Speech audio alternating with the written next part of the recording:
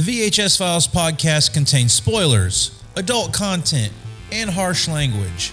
Listener discretion is advised. Jason and I are going to talk about Batman. We're talking about the Batman. We're talking about the Batman. Welcome to the mini-sode.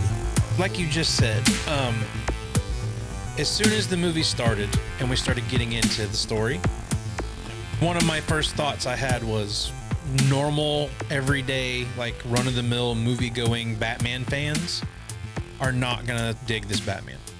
No. And there's kind of a caveat to that for me, because when we went to the theater, it was precious. There was a kid dressed up as Batman going into the theater.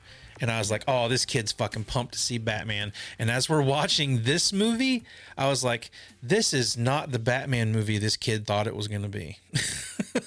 Yeah, like if I was the 6-year-old kid, yeah, sitting in the theater and the Batman cartoons and the other Batman movies I may have seen, I would probably go, Mom, I want to go home. Yeah. At 6 years old. Like that's exactly what I was thinking sitting there. Like I was eating it up. I was having a blast. I thought the movie was awesome. But I was imagining, like, if I was the kid that I saw dressed up as Batman coming into this theater to watch this movie, I would have been like, I would have fallen asleep, or I would not have been happy with this Batman movie. You have to go in with the mindset. It's not a Ben Affleck. It's not Justice League movie. It's not the Christian Bale type movies. It's not the Nolan stuff. It's not, Michael Keaton, Val Kilmer, George Clooney Batman. It is totally different. And I read somebody said something about it, and I actually thought about it through half the movie. It's like taking the movie Seven and putting Batman in the movie. Yeah.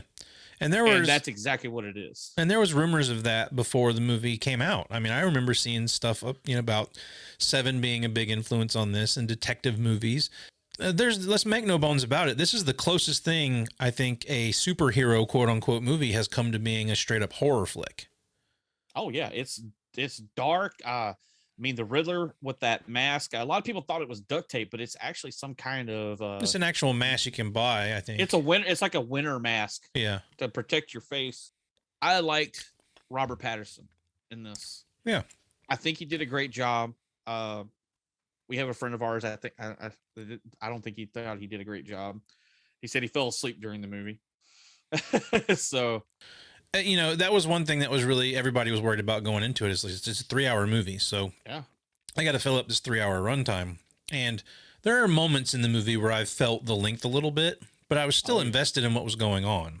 But yeah, it's definitely not your typical superhero. I mean, Batman technically isn't a superhero. He's a vigilante.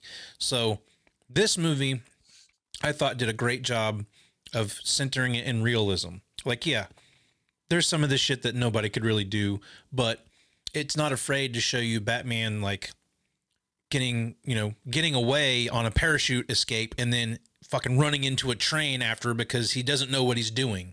We're watching a fairly new Batman who's still learning how to be Batman. Yeah, he's been doing it for 2 years. Yeah, I liked it because one of my favorite actual cartoons to watch is Batman Year One. Mm-hmm. You watch it on HBO Max.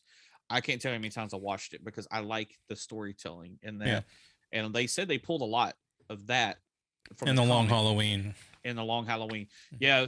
The Long Halloween, they pull in the whole, oh my God, I just went stupid. Maroni, Falcone, the Falcone story. Thomas Wayne helping him because he got shot. Yeah. That's, I think that's in the Long Halloween stuff. And then from the Year One story, and I think the movie, the animated movie. Yeah. But I like it because he fucks up. He gets his ass kicked a couple of times in these movies. He's, like I said, everybody is so used to Batman gets in a fight, he kicks everybody's ass. He doesn't even get hit. Well, no, I mean, I think they do a good job of balancing that in this, though, because, I mean, there's the introduction to Batman in the beginning of this, and this, oh, man, the setup for this and the voiceover, which... Fear is a tool. But when that light hits the sky, it's not just a call. It's a warning. I'm vengeance. Sometimes voiceover can be bad for movies. Oh, I love it. But it works for this one. And then like that whole setup of, they don't know where I am in the city. So every dark corner I could be around it. So they like people are scared. Like I thought they did an okay job setting that up in the 89 Batman. Like I got that they were going for that in 89 Batman. I heard the Bat got him. The Bat? Oh, man, give me a break, will you? I didn't really catch much of that in the Christopher Nolan version, but I think this movie does a great job of setting up I am what the people in this town should be scared of. You know, I'm what the criminals should be scared of in Gotham. Yeah. And I could be around any corner. Might not be yours, but it might be one of yours, you know? Yeah. And it's like you said, it's like a horror movie just in that opening sequence, because they see cops. You see the criminals aren't scared. They're painting shit on the buildings. And, you know, this is, sorry, a few spoilers. We're going to spoil some stuff in the movie. So if you're Yeah. watching, be prepared. We are spoiling Yeah. some of the stuff in this movie. Yeah, and that's all going on. But then that fucking spotlight comes on, and you know, like you said, he's been doing it for 2 years. Mhm. And like you said, the voiceover parts, and then you see the criminals see it, and they start looking, and they look into the darkness to see the monster. Yeah. You know, like in a horror film, like you're waiting for Michael Myers to walk out or a fucking Wolfman to jump out and eat your fucking face. Yeah. And throughout the whole city, I mean, they know he can't be in every spot in the city. He's one Batman, but Mhm. they're all fucking scared to look into the darkness because they know that's where he's probably hiding. Yeah. And I like it right there at that first fight scene with the Jokerish crowd gang going on. Mhm. That's fucking awesome. I like that. And this is the first time they've really set Batman up as that kind of a anti-hero in the movies. Like you get a little bit of that in 89 Batman. Yeah. And I don't really think, again, like I don't think it's portrayed that well in the Dark Knight series, which is fine. But I think this is the first time I've seen Batman on screen where it's like, oh, like I see where they're going, like why people should be scared of Batman. He is a threat to criminals on the streets. The first conversation I had with Matt about it, I just knew there was something radically different from anything we'd seen in Batman movies before. I thought I got that more here than any other Batman movie. And another thing I really like is how Batman's really just a vigilante, just like all these other people. Like he's really, it does a great job of writing a line of like, is Batman just as bad as the Riddler? Like to the cops and whatnot, he might seem just as bad of a person as the Riddler is. Yeah. And then, you know, I like that there's a real big gray area with everything here. Like I've always watched a Batman movie going, these are the good guys, these are the bad guys. Yeah. And very much. in this movie, it's like, you know, Batman, where you would normally see Batman like covertly like following the Penguin and like breaking into his place and whatnot. Like he just goes to a fucking club and goes, I want to talk to the Penguin. Yeah. You know, like why wouldn't Batman just walk up on them? Because he's just like they are in that sense. He's not a cop. He can do whatever the fuck he wants. Mhm. And I liked that sense of realism that they brought to this one, where it's like he felt like a normal guy trying to make a difference a little bit. Like, Yeah. Well, I mean, it's like was the one part where Gordon says you got to have warrants or something to go in there, and he's like, and he looks at him. yeah, He knows he's not a cop. Yeah. He operates outside the law, so therefore he could just go in there and do whatever the hell he wants. yeah, But I mean, I think Robert Pattinson did a good job of portraying Batman. They don't do the full on Playboy billionaire thing, like a little bit they touched on in the Nolan films, where he's driving the Lamborghinis around town and taking hot chicks out to dinner. They kind of did not get into that. Well, And Jenny I brought think- up a good point. Like this one is based on like he's fairly fresh off the fact that his parents were killed and all the shit that happened to his parents. And like she made a good point of like he doesn't have to be a Playboy millionaire. He could be like most millionaires aren't making themselves known around the place. Like they are recluses. They reside in their mansions and live how they live. Bruce Wayne, Sorry? I wouldn't be bothering you here, but your people keep telling me you're unavailable. That's why everybody's like surprised to see Bruce Wayne's here, because Bruce Wayne doesn't come do shit. You know, like But or does he not go out because of what happened to his mom and dad when he was a kid? right. One thing I thought was really cool here was the way they portrayed Alfred. Yeah, and Andy Serkis did a great job. And I like, because when he first showed up on screen and they start talking to each other, I was like, I'm supposed to buy that this dude is his manservant.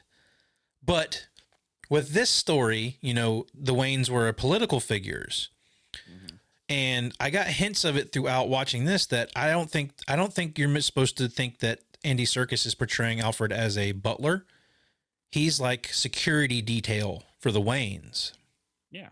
And then, like he said, they put me in charge of taking care of their most important asset, which was him. Yeah. But he did consider, you know, they started getting into talk about family. And people you leave behind. And I like that they got into that, because that's where you get a little more of the Alfred later down the road with him and Batman, or Bruce Wayne. Bruce Wayne basically considers Alfred his parental person.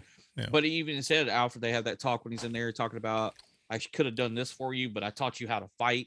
Mm-hmm. And that's where I kind of wonder, are they going to have the thing where he trained with the League of Shadows and the Ra's al Ghul thing? Or are we going to go that Alfred taught him how to do all this because of Alfred's upbringing? Yeah. Because Alfred's got the big scar and stuff like that. And there's a lot of different background stories to Alfred too. So I find a lot of that stuff that they did interesting. The other thing I find very interesting is how in other Batman movies and any of the Batman stuff, you know, I haven't read a ton of the comics, but in most of the movies, you know, you have Batman, which is the standout hero, and then your villains are all these over-the-top, eccentric villains. Why, you sniveling sardine? Are you pompous, puffed-up penguin? Our friends make peace. Have a shake on me. yeah. Where this one really narrows it down to the fact, like, you know, you think the Penguin, you think, you know, over-the-top penguin gear. He looks like a penguin when he walks around. Like, why can't the Penguin be Falcone's bodyguard? Yeah. And like they call him the Penguin because he just fucking looks like a penguin, you know, like, and Colin Farrell is amazing in this role. Yeah. And we're getting a spinoff series. He's getting his own HBO Max series of the Penguin, which I think is going to be from this, is because now with Falcone out of the picture, it's going to show him moving up. So. And I think one of my favorite things they did is how they kind of pay homage to certain things when they capture Penguin and they have him tied up, and then they find out that he's not who they're looking for. And they walk away, and he's like, oh, you're going to leave me tied up? And he waddles away like a penguin. That shit had me laughing, dude. I thought that shit was so funny. I love the aspects of Batman's suit that, you know, you don't get the standard Batman logo. Yeah. You don't get the full on thing that every Batman movie has had. Yeah. It's actually a practical device that looks like a bat on his chest, so he uses it for a knife. Yeah, something like that. Yeah, and so like a buddy of ours made a comment. It's like, why did he jump out and cut the cord? He just cut it through his battering and cut it.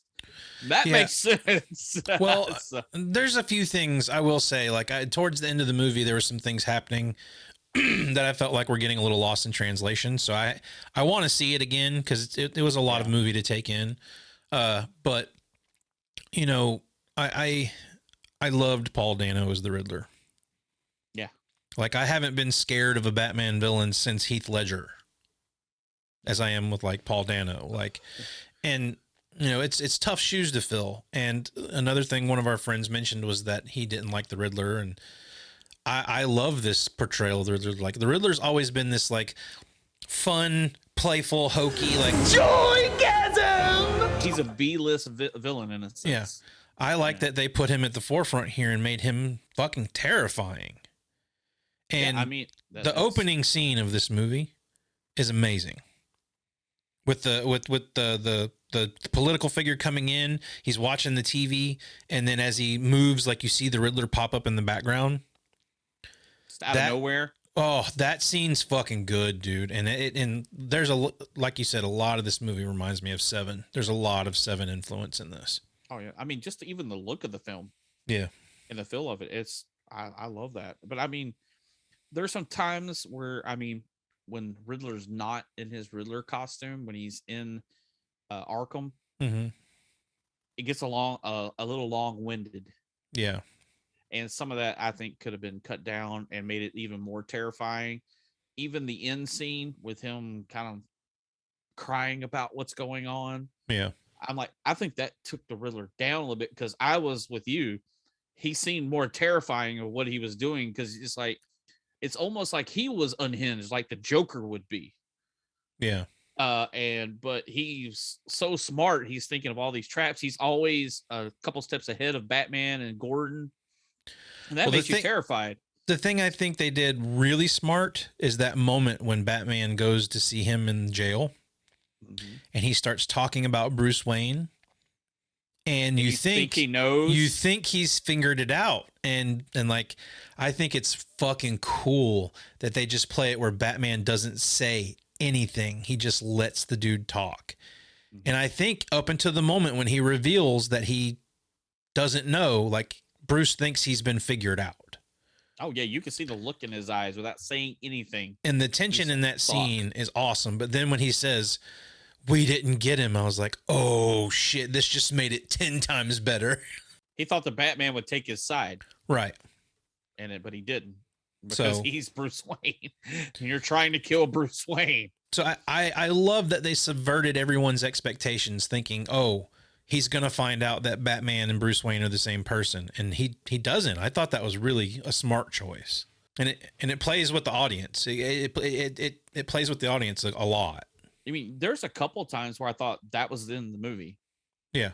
Like it was over. Like, this is it. And because I wasn't looking at the phone or nothing. And I'm like, it's already been 3 hours? Yeah. And then it carried on like with that scene. And then he goes back to the apartment and pulls the cord because that tool that he was killing people with was a fucking clue. Yeah. For what him to do. And you're like, dude, this is some great writing. Yeah. You gotta, like you said, I definitely want to go see it again. And you're like, I want to go back and see these clues. Like, why did I not pick that up earlier in the film? It's like, while the majority of this movie is like a noir movie and it's a true like detective movie. I love that. When the action stuff happens though, I was afraid the action scenes were going to be lackluster, but I think the action scenes are really good. Dude, that one scene in the hallway with the muzzle flash. Yeah. That's freaking awesome. The scene with him fighting all the Riddlers. Mm-hmm. Dude, that's an intense fucking scene. And when then, the town's city's being flooded and them fuckers are mounting up with rifles and just going to start shooting people. Dude, that's tense because that's today. And even though we live in. Even though we've seen the Batmobile, like I still was like, had chills when they revealed the Batmobile in this one. I was afraid that the trailer had showed us the majority of that car chase with the Penguin, but that car chase is good, dude, and it's intense as fuck. Because I mean, we see him working on it through the whole, and I love that aspect. Yeah, he's hands-on. Yeah. He's a billionaire. He could pay somebody to do it, but he's building this fucking car with his bare hands. Yeah, I like the handmade nature of everything. You can see the construction. It's an element of showing how do-it-yourself his version of Batman is. His tactical knife is actually stored as part of his chest plate and is actually his Bat logo. That's awesome for somebody who knows mechanical stuff and can build the car. I mean, I've done it myself. I love that they do that. So he's down in it. He is fully into being Batman.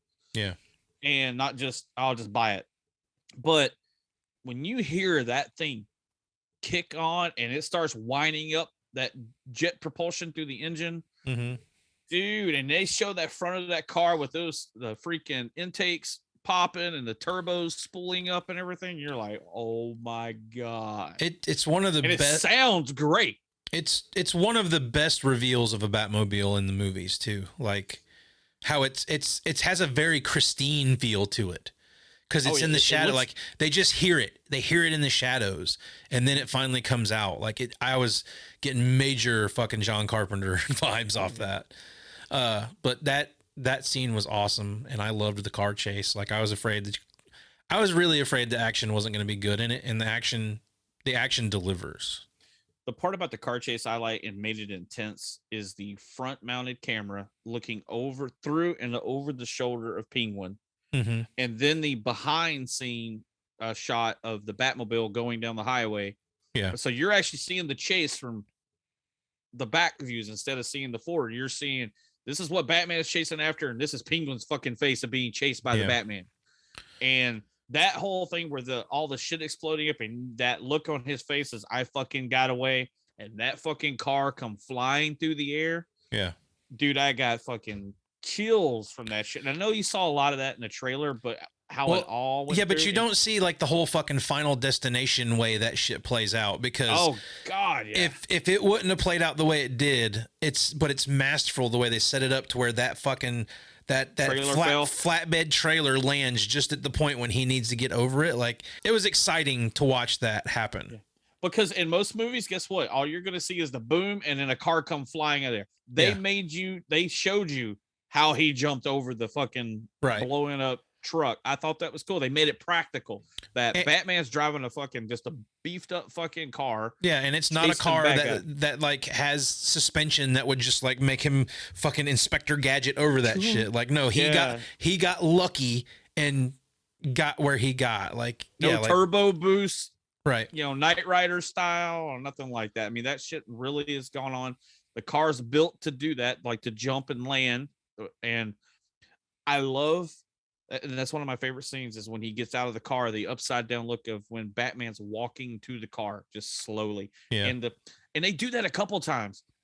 The sound of him walking is ominous. Mm-hmm. It's like you hear the boots hitting the ground in the water, and it's loud. It's got a thump to it. And it's almost like, does he do that on purpose? Because he wants you to feel that terror as I'm creeping up on you in the dark or walking towards you. Did you get like they were trying to pay tribute to the 66 Batman with some of the scenes, like walking through the crime scenes? Like, I was getting a real like 66 Batman vibe off of that, because you would see Batman and Gordon like walking around and talking to each other a lot. And I was kind of feeling that with this. Well, they said they did that a little bit. They even in the mask they did it. If you notice the highlights, it highlights his brow. Yeah. Which is like the old Batman white, right, drawn on eyebrows. And I noticed that a lot. I was like, God, in parts of when he turns the cowl, it looks like it has eyebrows on it, but it's not. It's just the way the light hits it. And I thought, and that's the other part. I like that he's a detective. I mean, that's Batman, the world's greatest detective. Granted, he's only been doing it for 2 years. Yeah. But he's going to get there. But it shows him deciphering the crime scene. And he's walking around and he's catching stuff that the cops are missing. Yeah. And that's what he's supposed to do. He's not just supposed to grab people and beat them up and go hop on the Batwing and fly over here and hop in the Bat boat and do this. It's like you said, he makes him to be a normal guy in a fucking high dollar suit that's bulletproof. And that's how he survives. But he's obviously taking damage. You've seen the scenes in his back where it is scarred up. Yeah. That's another aspect of like when they're reading the riddles and they're walking around and they're reading the riddles and trying to figure them out and everything. Like, and Batman always like gives him the answer. How they'll say it, and say, like, by the time they're done reading the riddle, he's telling them the answer. That's another like 66 Batman thing. Like, Batman used to do that shit all the time in 66 Batman. Yeah. So because he kind of did that in the was that Batman Forever with the one with Jim Carrey playing the Riddler. Yeah. But it took him a while to figure it out. But in this one, they make him, he figures it out pretty quick. Yeah. But that's the key to the movie, though. Is he figures out, he doesn't figure it out in time. Yeah. Exactly. And that's what I thought was the most ballsy thing this movie did, is Batman lost. Yeah. The city is flooded. Yeah. He lost. But I think it's the win for Batman that he's winning, that the city is behind him. He knows what symbol he has to stand for. And that's been kind of the talk around it, is not like vengeance. He goes around saying, I am vengeance. And then when he's fighting the Riddler wannabes at the end, they say, I am vengeance. And he realizes, I'm putting off the wrong message here. I need to be a symbol for hope, not for vengeance. Yeah. And that's how he does at the end, where he's helping putting the people on the little helicopter pads to get them out of the flooded area of Gotham and all that. And he does. He's going to become that. I mean, I know by what I read, they've already signed up. They're going to do a trilogy because it's doing good. And I don't know if that's going to hurt it or not. We'll see. And I don't think, they set up, they potentially set up a sequel. And a lot of people are complaining about it, saying it didn't need to be in the movie.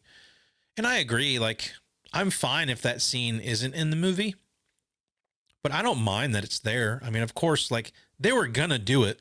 There's no way they weren't going to make a sequel to this. Well, the thing is like with HBO Max, they're already doing the Penguin one.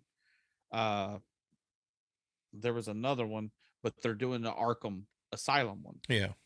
And they're saying that's why they did that, is because that's going to lead into the Arkham Asylum show. Yeah. They're doing on HBO Max. So you'll probably get quote unquote Joker and maybe some of the other people who are already there. And I like that they're getting more into the Arkham side of it. Yeah.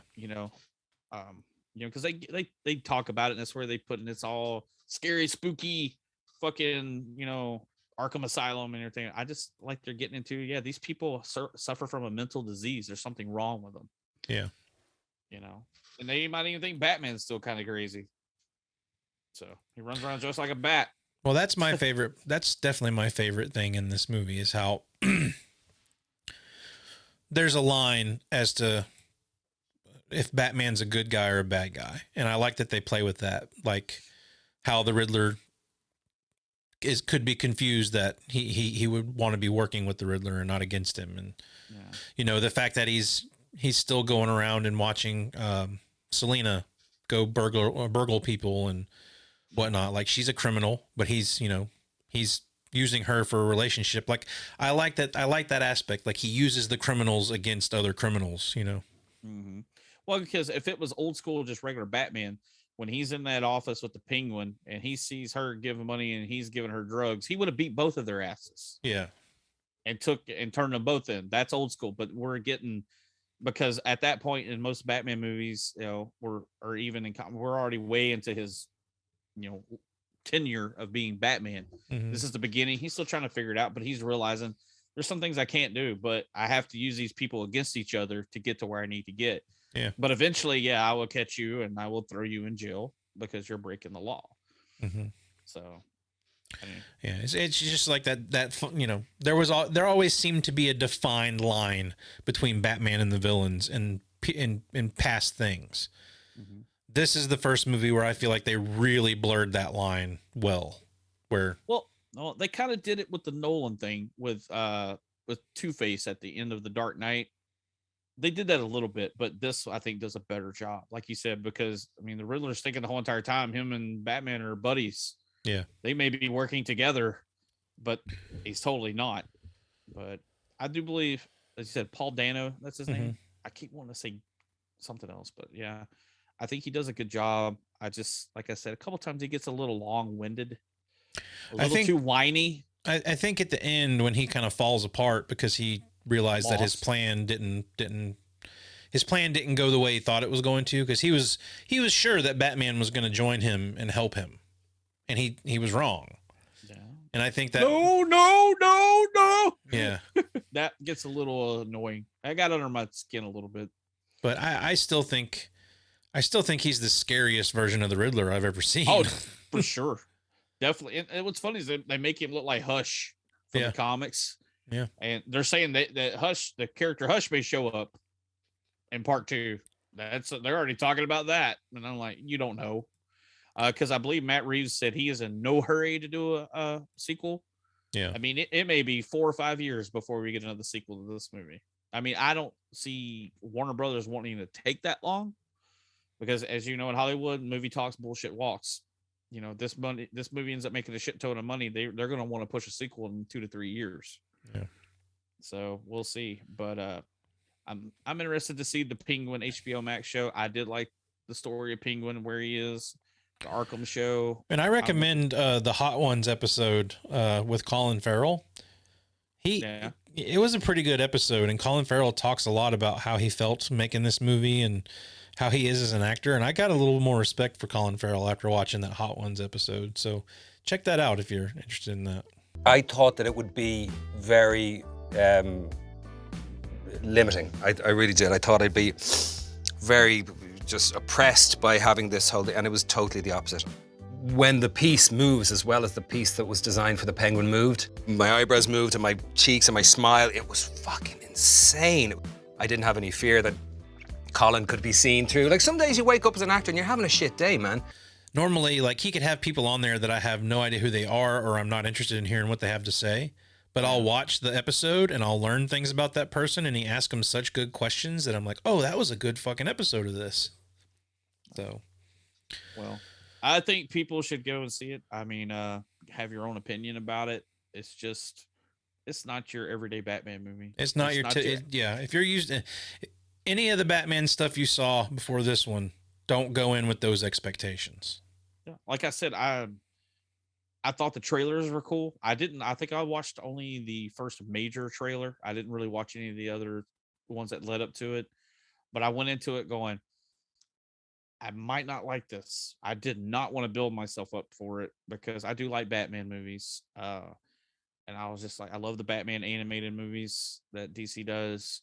So I was just kind of like, but I took my girlfriend with me. I told her it's a 3-hour movie. She didn't have a great look on her face when I told her it was 3 hours long, because I didn't tell her that till we were going.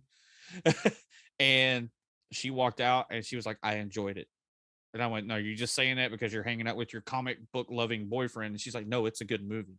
So a person who does not know anything about Batman, who hasn't read a Batman comic and only seen a couple other movies of Batman, she said it was a good movie. And I think that does good for comic book movies, that people who aren't just comic book fans think they are good movies. Yeah.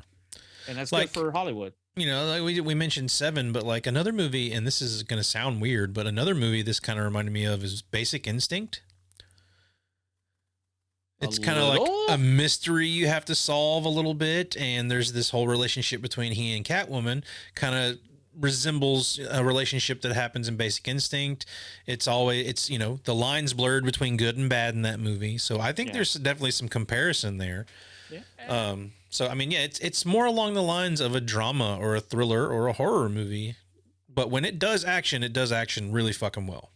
I would definitely love to see it again, just to catch the things that I was a little confused on, because there's still some things I walked away going, what happened here? So I definitely want to see it again so I can pick up on the things I missed. Yeah. And the one comment, our buddy of ours, Kern, of all people, and he said on there that he thought he was confused about, made him creeped out, was the way that Batman stared at the kid, the mayor's kid. Yeah. There. And I told him, I said, I don't find it creepy. I find it, he sees himself. Yeah. Yeah. That's exactly what they're going for here. They're going for, he's staring there. And I think it's fucking with Batman's head. Yeah. Because he was like, that's me. Right. And I even read today that somebody said that's going to be Robin. And I'm like, we don't need to start doing that yet. Come on. Well, I mean, people on the internet need to talk about something, hence what we're doing. But that thought didn't cross my mind at all. But I didn't. I just thought it was the kids. But people were talking about it. And you remember when he's in the cathedral, going to the funeral? Mm-hmm. That one guy that's talking to him, talking about, oh, these rich people just need to whatever. I forgot exactly what he says because we only saw it once. Some people are saying that's Joe Chill. Which is the one who originally killed Thomas and Martha Wayne. That's my biggest thing, is like, I love to react to a movie and kind of talk about what I get out of it. But people who start to dig in and start to find theories or have theories about who's who and all that, like, I think talking about that stuff is fun, but it's never where my mind goes to. Like, I usually end up finding this stuff out by the people who dig into it like that. Because I'm more just entertained by the movie I just watched, and I don't really want to get into all the theories about who could be who and all that. Like, I'm still just taking the movie in. So, well, that's what I mean, dude. You keep reading because I wanted to see what people had to say about it. I mean, it's got a great review score going. I mean, and that's just from standard movie goers, but I mean, on the comic book stuff I read, people love the movie. I think it's a great Batman movie. And I'm just going to stick with that. I mean, I hope they keep going on. I mean, from the point, even when they cast Robert Pattinson as playing Batman, I went in that with an open mind, mainly because, I mean, I hadn't seen a lot of his movies after the whole Twilight crap. But I know a movie you brought up to me was The Lighthouse, and I watched him in that movie. Mm-hmm. And I was like, he's amazing. This guy can act. He's got acting chops, and people who are close-minded about him because of Twilight go watch a couple of his fucking movies. I mean, go watch The Lighthouse with him and Willem Dafoe. That's a fucking great movie, and he does a great job of playing a person gone mad. I could still see people walking away from that going, "You think that's a good movie? Like that movie is an acquired taste." But I mean, It is weird. He does a lot of independent drama or like horror stuff like that. Yeah, he's very good in, and people don't see it because it's an indie movie. Like the only thing they know him from is the popular, the popularist fucking Twilight stuff. Or Harry Potter, which was the first thing anybody knew him from. Yeah. But like that, he's in that movie Good Time. That movie's awesome. The Lighthouse. He's in one of David Cronenberg's movies, Cosmopolis. I think he was in another one of David Cronenberg's movies. He was in Tenet. He's definitely more than a sparkly vampire. He can act. So can Kristen Stewart. I mean, Kristen Stewart's a hell of an actress too. So yeah, I mean, they just their career had to start somewhere, man. Hey, they all. I mean, hey, we just finished. Oh, I'm so weird. We're just finished an episode talking about Leprechaun. Look where Jennifer Aniston started out. Yeah. And it's a movie that she doesn't want anybody to remember her for. So, but yeah, I think people should go out and see this movie and have an open mind walking into it. If you have any reservations and you haven't seen it yet, which I doubt there's not too many people that have or have not seen it because it seems to be doing pretty well.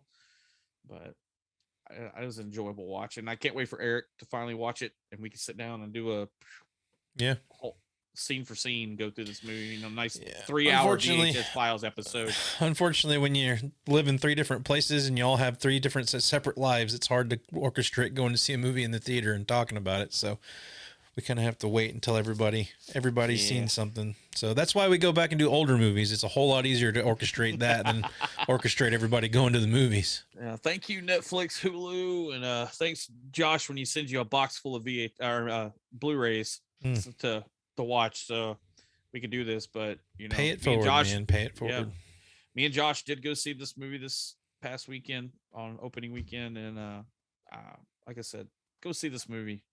And go into it with an open mind, and don't think you're just going to get a rock'em sock'em bam pal Batman movie. There are aspects of that in it, but you got to think about it too. Yeah. Like I said, I love that it's a detective movie more than just full out action from beginning to end. All right, guys. Well, let us know what you thought about the Batman. Leave us a comment below. Subscribe. Hit us a like. Give us a like. All that good stuff. Until next time, be kind. Rewind. I'm the Batman. I like the Batman voice too. People were giving him shit about the Batman voice. They said they said he did the Val Kilmer, and I'm like, I don't get it. I thought it was fine.